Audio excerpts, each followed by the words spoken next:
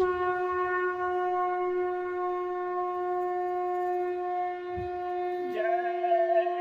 गुरुदेव। जय गुरुदेव।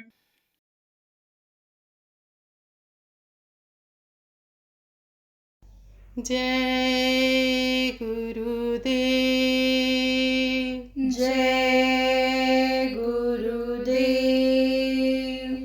करो जतन सखी साईं मिलन की, करो जतन सखी साईं मिलन की, करो जतन सखी साईं मिलन की, करो जतन सखी साईं मिलन की। गुड़िया गुड़वा सुप सुपलिया, गुड़िया गुड़वा सूप सुपलिया, तज दे बुद्धि लर कैया खेलन की, तज दे बुद्धि लरे कैया खेलन की। करो जतन सखी साईं मिलन की, करो जतन सखी साईं मिलन की। देवता पितर भुइया भवानी,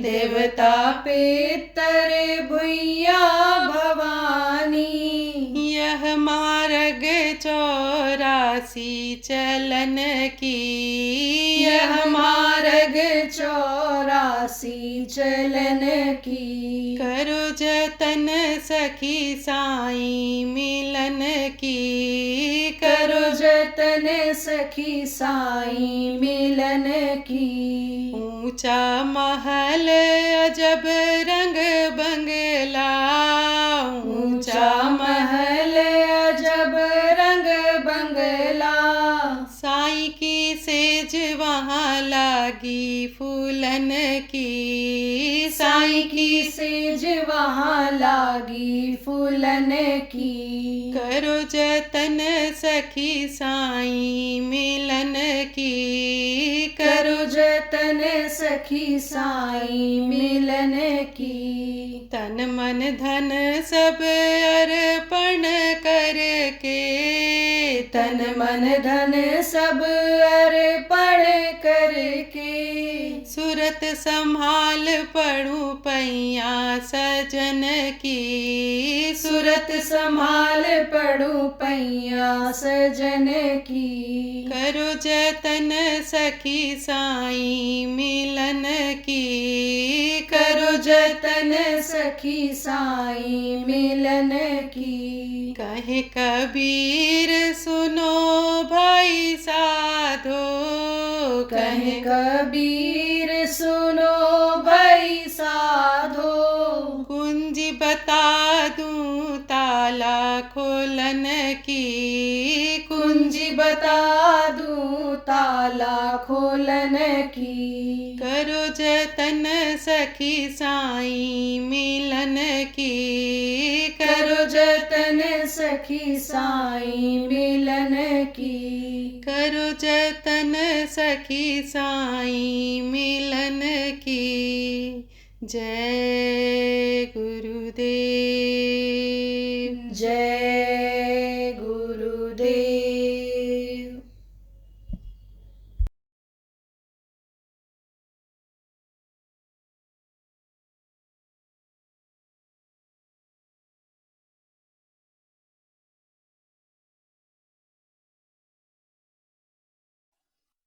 सत्संग जब कोई पावे, महिलाएं सब कट कट जावे। सत्संग मिलता नहीं है तो गंदगी साफ होती नहीं है, और गंदगी साफ अगर करना भी कोई चाहे तो छूटे न मैल मैल के धोए, मैले पानी से धोने से कहीं गंदगी साफ होती है? नहीं साफ होती है। निर्मल जल से साफ होती है। निर्मल जल जन्म में पावा, निर्मलता जब आती है तो इससे न तो निर्मलता अंदर में आती है, किससे? इन कर्मों से, इन खट कर्मों से न तो अंदर में निर्मलता आती है और न इसका फल मिलता है। देखो, सत्यनारायण की कथा खूब सुनते हैं लोग, कहते हैं नवरात्र आएगी तब सुनेंगे। 6 महीने में जो एक बार नवरात्र तो आती ही है, साल में 2 बार नवरात्र आती है, तब कहते हैं कि नवरात्र में कथा सुना जाएगा। तो न तो सत्य रूपी धर्म का पालन हो पाता है उससे। आप ये समझो सत्य क्या है, यह एक धर्म का अंग है। सत्य एक अंग है, अहिंसा एक अंग है धर्म का, एक पाया है, एक पैर है। जीवों पर दया करना ये क्या है, यह धर्म है। दया धर्म तन बसे शरीरा, दया करो हर जीव पर। सबसे सेवा धर्म कठोरा, सेवा धर्म नहीं आ पाता है। परोपकार, एक दूसरे की मदद करना नहीं आता है। ये परोपकार ये क्या है, यह धर्म है। धर्म न दूजा सत्य समाना, आगम निगम पुराण बखाना। सत्य रूपी धर्म न आता है और न सत्य नारायण मिलते हैं। जो सत्य हैं वही सत्य हैं, वही सच्चे हैं। बाकी तो जगत मिथ्या, कहा ना ब्रह्म सत्यम जगत मिथ्या, ब्रह्म ही सत्य है।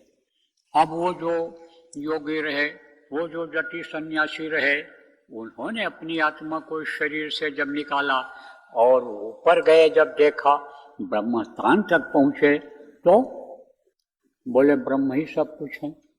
अब जब वहाँ ये जीवात्मा पहुंच जाती है तो उन्हीं जैसी हो जाती है, वही पावर आ जाती है जिस भी लोक में जाएगी। ये इस शरीर से जब निकलेगी, यही ध्यान लगाना जो बताया गया आपको, ध्यान लगाना जो बताया गया, जब ध्यान लगाओगे और ध्यान टिक जाएगा, मन रुक जाएगा और जीवात्मा इस शरीर से निकलेगी, तो जब वहाँ पहुँचेगी, जिस भी लोक में पहुँचेगी, उसी देवता उसी लोक की ताकत इसमें आ जाएगी। तो जब वो वहाँ पहुँचे तो कहा ब्रह्म सत्यम जगत मिथ्या, ब्रह्म ही सत्य है। और जब उन्होंने अपने रूप को देखा कि हमारे अंदर भी वही शक्ति है, वही पावर है, वही ताकत है, तब कहने लगे अहम ब्रह्मास्मि, मैं ही ब्रह्म हूँ, मैं ही ब्रह्म हूँ, मैं ही खुदा हूँ। जब उन्होंने वहाँ जा कर के देखा और वो पावर उनके अंदर आया, तब वो अपने को ही ब्रह्म कहने लग गए। तो प्रेमियों, आप इस बात को समझो कि जो भी आज सुमिरन किया गया, जो भी ये ध्यान किया गया, ये भजन किया गया, ये आपकी आंतरिक जो पूजा है, अंदर से आपने किया, मुंह से बोले नहीं, आंख भी बंद किए हुए थे, और नाम का जो आपने सुमिरन किया, ये आंतरिक पूजा है। इसका लाभ किसको मिलेगा? इसका लाभ जीवात्मा को मिले, इस शरीर को मिलेगा। आप समझो कि इसका फल अलग है और ये जो दुनिया का खटकर्म है, इसका फल अलग है। अब आप ये समझो, कहा गया सतगुरु का नाम पुकारो और सतगुरु से को हृदय में धारो। गुरु महाराज ने सिखाया, गुरु महाराज ने बताया, क्या बताया कि मन तो प्रार्थना बोलते थे कि मन तो भजो गुरु का नाम। गुरु का कौन सा नाम? गुरु के शरीर का नाम अलग होता है, जो माता पिता परिजन लोग रखते हैं, क्योंकि गुरु भी मनुष्य शरीर में ही इस धरती पर रहते हैं, और मनुष्य शरीर में अगर ना आवें तो लोग विश्वास न करें। मनुष्य मनुष्य पर विश्वास करता है, और जब विश्वास उसको हो जाता है तो उसकी बातों को मान लेता है। मनुष्य शरीर में आते हैं, सबसे पहले तो विश्वास ही दिलाते हैं। क्या विश्वास दिलाते हैं? कि भाई मेरी बात पर विश्वास करो। अब कैसे विश्वास होगा? कैसे विश्वास होगा? कहते हैं कि जब तक न देखूं अपनी नैना, अपने नैन से न देखूं, तब तक दूसरे की बातों पर विश्वास न करो, उसकी बहना सब मत समझो। मोटी बात आप ये समझो, मैं कहता हूँ कि आग में गर्मी है और आप आग के करीब नहीं गए हुए हो, तो आपको क्या पता चलेगा कि आग में गर्मी है? और मैं आपका हाथ पकड़ करके और आग के करीब ले जाऊं और आपका हाथ गर्म हो जाए, तब कहोगे हाँ हाथ में गर्मी है।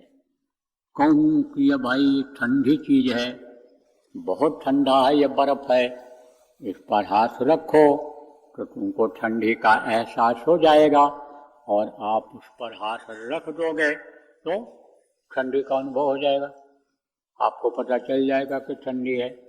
तो वो क्या करते हैं, अनुभव कराते हैं।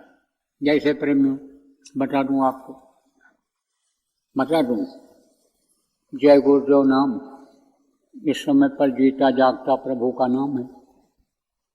तो सबसे पहले तो गुरु महाराज ने नाम को जगाया, और उसके बाद में जय गुरुदेव नाम, परमात्मा का नाम का प्रचार किया। तो जल्दी लोगों को विश्वास न हो, और जो रूढ़िवादी थे, जो यही कहते थे कि पिताजी ने जो काम किया वही काम करेंगे, खेती ही करेंगे, पिताजी हमारे अनपढ़ थे तो हम भी अनपढ़ रहेंगे, पिताजी जैसा करते थे वैसा ही हम करेंगे, तो वो क्या समझ पाएंगे, क्या करेंगे, कुछ नहीं।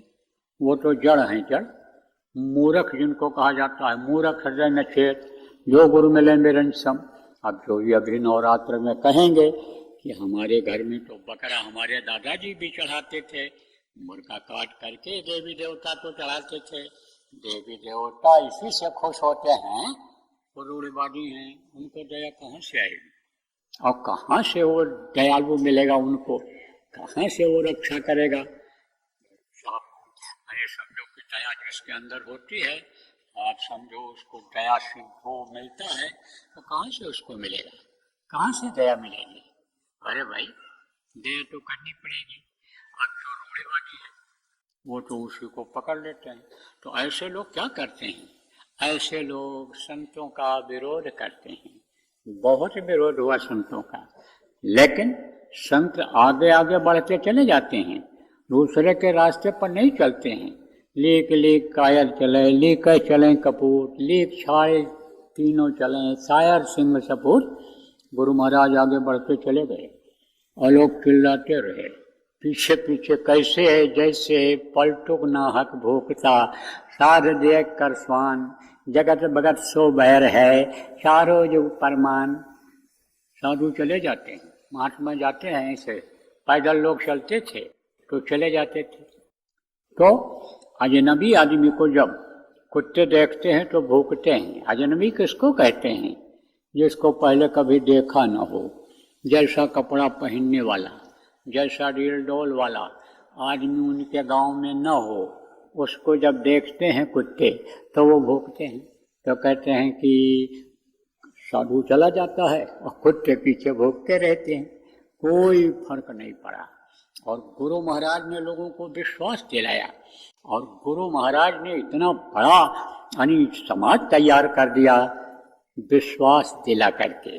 किस बात पर विश्वास दिलाया, सबसे पहले तो इसी बात पर विश्वास दिलाया कि जय गुरुदेव नाम की परीक्षा ले लो, जय गुरुदेव नाम का इम्तहान ले लो। जब कोई विकल्प न रह जाए, कोई रास्ता न रह जाए, सभी देवी देवता भगवान जिनको आप मानते हो उनको याद कर लो, रिश्तेदार परिवार वालों को भी याद कर लो, कोई भी मददगार न हो तब तुम जय गुरुदेव नाम बोलना। यहाँ तक गुरु महाराज ने कहा तुमको विश्वास न हो तो मरते हुए के कान में 10 बार जय गुरुदेव बोल देना, फिर मरता हुआ आदमी जो कभी झूठ नहीं बोलता है, वो जो बात आपको बताएगा उस पर विश्वास कर लेना। किया लोगों ने, परीक्षा लेकर के देखा, और मरते हुए आदमी ने जो चिल्ला रहा था, हाथ पैर पटक रहा था, जिसके आँख की रोशनी खत्म हो गई थी, किसी को पहचान नहीं पा रहा था, मुंह की जबान टुटली हो गई थी, बोल नहीं पा रहा था, वो आँख खोल करके बताता है कि बाबा जय गुरुदेव आ गए हमारे सामने, और जमराज के दूत भाग गए, जो हमको मार रहे थे, कूट रहे थे, जो हमको सता रहे थे, झुलसा रहे थे, डरवा रहे थे, धमका रहे थे, हमको साकल में बांध करके, जंजीर में बांध करके ले जाने वाले थे, वो हट गए, और बाबा जी आ गए, अब मुझे शांति मिल रही है, मेरी रक्षा हो गई। तब बाबा जय गुरुदेव जी महाराज जो कहा करते थे, हमारे परम पूज्य गुरु महाराज जो कहा करते थे, जय गुरुदेव नाम तुम बोलोगे, आखिरी वक्त पर बोलोगे और मैं तुमको मिलूंगा, जो कहा करते थे वो बात लोगों के समझ में आई। तब लोगों ने विश्वास किया कि मुसीबत के समय जब कोई बचाने वाला नहीं और उस समय पर गुरु महाराज ने हमको बचाया, तो अब ये हमको धोखा नहीं देंगे। ये जानकार हैं, ये समर्थ हैं, ये हमको बचाएंगे, इसलिए इनकी बातों को मानना चाहिए। तब लोगों ने बात मानना शुरू किया। तो गुरु महाराज के बहुत से शिष्य आप इसमें बैठे हुए हो, तो सतगुरु पर करो भरोसा, गुरु पर भरोसा करो। जिनको भरोसा नहीं हो पा रहा है वो लोग भरोसा करो और सतगुरु पर करो भरोसा, फिर रहे न कुछ अफसोसा। अफसोस किस बात का होता है? काम नहीं होता है, समस्याएं आती रहती हैं, समय निकल जाता है। जब सत्संग सुनते हो और ये समझते हो कि भाई जीवन का एक एक समय निकला चला जा रहा है और हमारा ये शरीर किस काम में लग रहा है, शरीर के सुख के लिए ही लग रहा है, खाने के इंतजाम में, कपड़े के इंतजाम में, अच्छा घर मकान बनाने के इंतजाम में लग रहा है। ये बाल बच्चे, ये पूरा परिवार, धन दौलत, ये रिश्तेदारी दुनिया की, ये आखिरी वक्त पर काम आने वाली नहीं है। इस समय हमारा ये समय जा रहा है। तो जब इस बात को सुनते हो, समझते हो, हृदय में रखते हो, हृदय में बसाते हो इस चीज को, तब आपको अफसोस होता है कि जो समय निकल गया वो फिर वापस आएगा। धनुष पर से तीर आप चला दो और तीर अगर निकल गया तो फिर वापस आएगा? गया वक्त हाथ फिर आता नहीं, जो समय निकल जाएगा वो वापस नहीं आएगा। लेकिन अगर भरोसा कर लो, गुरु के बातों पर भरोसा कर लो और ये जो अंतर्मुखी साधना है इसको अगर गुरु के आदेशानुसार कर लो तो फिर रहे न कुछ अफसोसा, फिर अफसोस नहीं रह जाएगा, अफसोस नहीं रह जाएगा। इसलिए गुरु पर भरोसा करना चाहिए। क्यों? कि गुरु ही इस मोह माया में जो आप फंसे हुए हो उससे निकाल सकते हैं। मोह कहाँ से पैदा होता है? सबसे पहले तो अपने शरीर से मोह पैदा होता है, फिर अपनी औलाद से, अपना साथ देने वाले, इस शरीर की रक्षा करने वाले, खिलाने पिलाने वालों से मोह होता है, फिर एक दूसरे की जो मददगार, एक दूसरे के मददगार जो अड़ोसी पड़ोसी होते हैं, गांव के लोग होते हैं, आप ये समझो कि उनसे प्रेम हो जाता है। तो आप ये समझो कि ये जो प्रेम होता है ये जो है स्वार्थ का प्रेम होता है, स्वार्थ का प्रेम होता है। यह प्रेम यानी काम नहीं आता है। कहाँ काम आता है? यही काम आता है। हाँ, यहाँ जब तक इस शरीर में रहते हैं तब तक काम आता है और थोड़े समय के लिए काम आता है, कभी कभी काम आता है। देखो, अछूत की बीमारी होती है, कहते हैं कि इनको छूत की बीमारी हो गई, अछूत हो गई, इनको छूना ठीक नहीं है। जैसे कोरोना हुआ था, एक दूसरे के संपर्क में आने से, श्वास लग जाने से यानी बीमारी वो एक दूसरे में चली जाती थी, तो नज़दीक भी नहीं आते थे, दूर दूर से एक दूसरे की तकलीफ को देखते रहते थे और तड़प तड़प करके जान दे देता था। अब आप ये समझो कि बीमारी क्यों आई थी, इस पर भी शोध हुआ था, रिसर्च किया था वैज्ञानिकों ने, तो बताया उन्होंने कि एक आई थी मांस खाने की वजह से। किसी ने कहा चमगादड़ का मांस लोगों ने खाया, किसी ने कहा गमटे का खाया, किसी ने कहा गिद्ध का खाया, किसी ने कहा किसी का खाया। लेकिन यह 100%, यानी गांव के आदमी समझो 16 आना सत्य हो गया कि अब मांस के खाने से बीमारी आई थी। मांस को लोग क्यों खाए? बोले बड़ा टेस्ट मिल रहा है, जिभ्या का टेस्ट मिला उनको। देखो गौ जिनको माता कहते हैं, गाय माता वो क्योंकि दूध पिलाती है। गाय का दूध माँ के बाद का सबसे फायदेमंद दूध होता है, सबसे फायदेमंद दूध, इसीलिए गौ को माता कहा गया। माँ का दूध आप तो समझो अमृत तो लीजिए, और दूसरा अमृत क्या है? गाय का दूध है। लेकिन गाय को लोग मार करके खा जाते हैं। अब सोचो आप कि जिसको माँ कहो, जिसका दूध पियो, जिसने दूध पिला करके शरीर को का पालन पोषण किया, बीमारियों को हटाया, गौ के ताज़ा दूध को आप समझो कि अगर आदमी पीने लग जाए तो बहुत सी बीमारियां यूँ ही खत्म हो जाएंगी। अनुभव की बात बताऊं, हमारे एक रिश्तेदार के यहाँ गायें थी और उधर जंगल के किनारे रहते थे, तो शहर दूर था। अब जो लड़की छोटी थी तो उसको क्या हो गया? संग्रहणी। संग्रहणी जानते हो? दस्त बहुत होता है, बहुत पतली टट्टी होती है, जल्दी बनती नहीं, ठीक नहीं होती। तो वो क्या करने लगे, दूध दुहें और उस लड़के के मुंह में सीधे धार डालें उसके मुंह, और वो भी आदी हो गई उसको पीने। उसी से संग्रहणी ठीक हो गई। डॉक्टर लोग मना करते हैं कि दूध मत पीना संग्रहणी में, और संग्रहणी उससे ठीक हो गया। लेकिन अब जिसको गऊ के मांस खाने का स्वाद मिल गया, वो तो गऊ का ही मांस खाना पसंद करता है, बीफ ही मांगता है। अब तो देखो बड़े बड़े होटलों में नाम बदल दिया उसका, दूसरा नाम रख दिया। आप समझो किसका नाम रख दिया? गऊ के मांस का दूसरा नाम रख दिया, अंडे का अलग नाम रख दिया। कहते हैं कि ये प्याज की सब्जी है।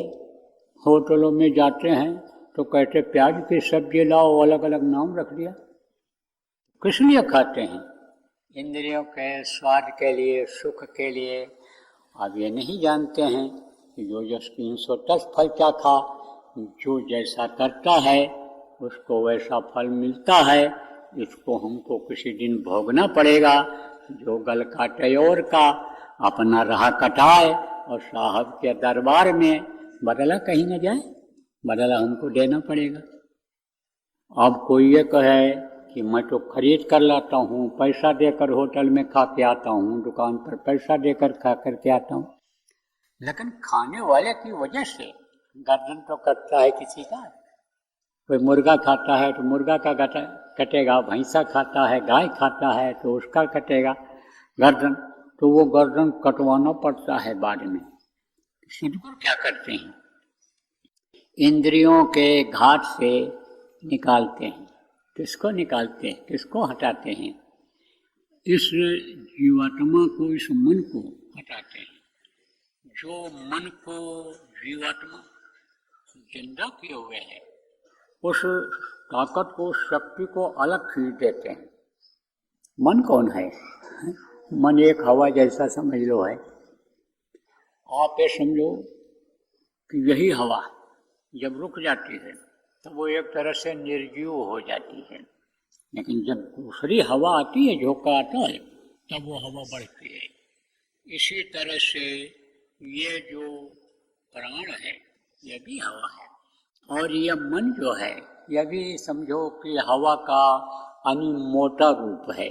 जैसे पानी हो, बहुत पतला हो, और कोई चीज़ उसमें और डाल दो आप तो घुल जाए, वो तो मोटा हो जाए पानी, तो रहेगा पानी ही, जिसको द्रव कहते हो।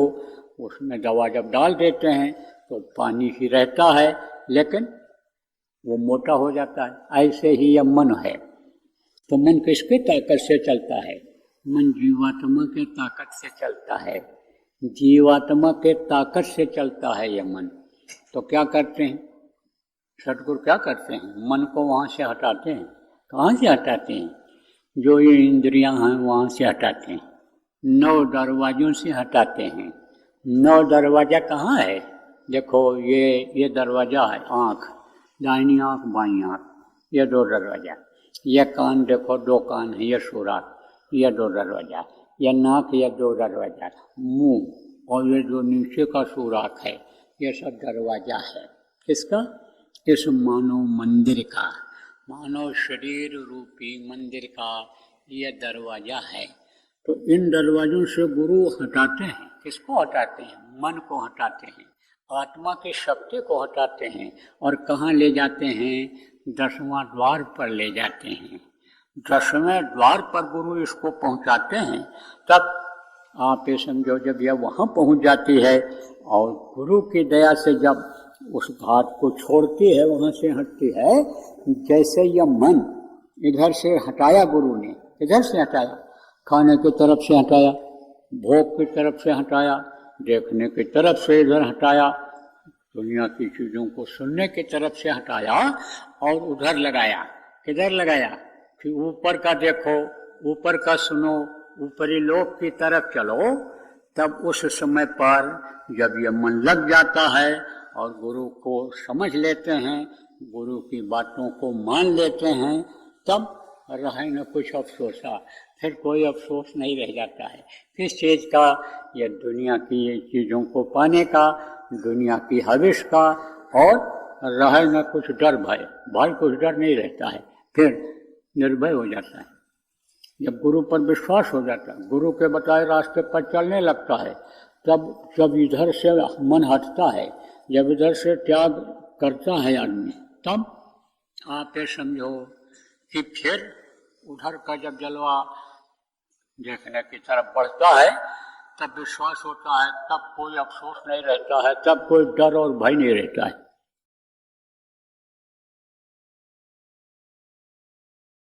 क्योंकि ये परिवर्तनशील संसार है, यहाँ बदलाव होता रहता है। इसलिए जो श्वास बचे हैं, जीने का समय बचा है, उसमें कुछ भजन भाव भक्ति भी कर लो, उसमें प्रभु को याद कर लो, प्रभु को पालो, प्रभु को अंदर में बसा लो। और नहीं तो फिर क्या लेकर तू आया जग में, क्या लेकर तू जाएगा, सोच समझ ले रे मन मूर्ख, आखिर में पछताएगा, पछताना ही हाथ आएगा।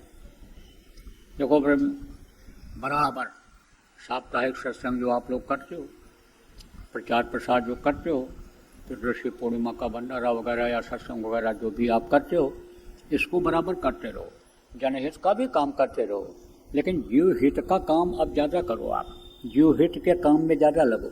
जीव हित का काम क्या है? जीवात्मा इस शरीर से निकलने के बाद नरकों में न चली जाए, काटी सड़ाई जाए, गलाई जाने लग जाए, यह फिर कीड़ा मकोड़ा, सांप गोजर बिच्छू, यह पक्षी और ये जो वृक्ष हैं, इन योनि में न आवे, इनमें न तकलीफ झेलना पड़ जाए। यह काम पर अब ध्यान दो, आपकी भी न फंसे, और जो जीव हैं ये भटक रहे हैं वो भी न फंस जाएं। तो उनको रास्ता बताओ, लोगों को शाकाहारी बनाओ, नशा मुक्त बनाओ, नामदानियों को भजनानंदी बनाओ। इस पर अब ज़्यादा जोर दो। अब यह समय आ गया, नहीं तो बज रहा काल का डंका, कोई बचने न पाएगा। बचेगा साधजन कोई जो सबसे लो लगाएगा, जो साधना करेगा, साधक होगा, उसी की बचत होगी। और नहीं तो खराब पर खराब समय आता चला जा रहा है, और उसका जो है आपको नज़ारा समय समय पर आनी आंधी तूफान के रूप में, जमीन फटने धंसने के रूप में, लड़ाई झगड़ा के रूप में नज़ारा नज़र आ रहा है, दिखाई पड़ रहा है। जो पढ़े लिखे लोग हो आप ध्यान दो। जय गुरुदेव। सरकारी व गैर सरकारी अनुदान के लिए बिना सत्संगियों के सहयोग द्वारा जनहित के कार्यों में लगी हुई बाबा जय गुरुदेव धर्म विकास संस्था का मुख्यालय पिंगलेश्वर रेलवे स्टेशन के सामने मक्सी रोड, उज्जैन, मध्य प्रदेश में है। यहाँ पर सत्संग व नामदान का कार्यक्रम होता रहता है। अतः आप श्रोताओं से अनुरोध है कि बाबा उमाकांत जी महाराज के आश्रम उज्जैन एक बार परिवार सहित जरूर पधारिएगा।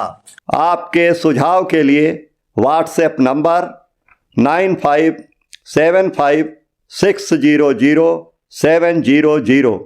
जय गुरुदेव, जय गुरुदेव।